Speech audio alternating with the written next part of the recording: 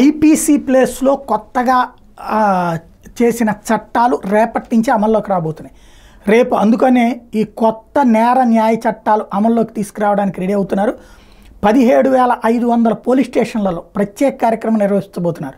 ఇందులో మహిళలకి, యువతకి, విద్యార్థులకి కొత్త చట్టాలను కీలక అంశాల మీద అవగాహన కల్పించబోతున్నారు.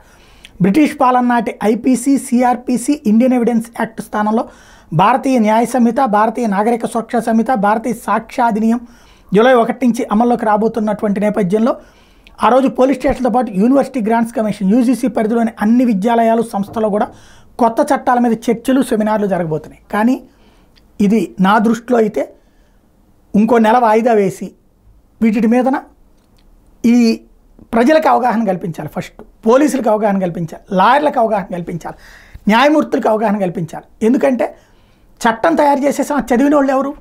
ఇప్పుడు ఐపీసీని చదివి లాయర్లు అయ్యారు, ఐపీసీ ఆధారంగా న్యాయమూర్తులు అయ్యారు.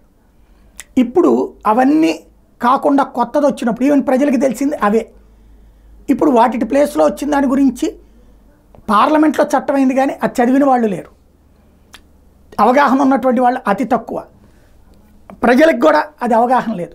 కాబట్టి దాన్ని ముందు అవగాహన కల్పించి 1 నెల కాకపోతే 2 నెలలు, 2 నెలలు కాకపోతే 3 నెలలు వాయిదా ముందు అవగాహన కల్పించి ఆ తర్వాత లైన్లో పెడితే కరెక్ట్. లేకపోతే ఎటు ఇటు కాకుండా అయిపోతుంది.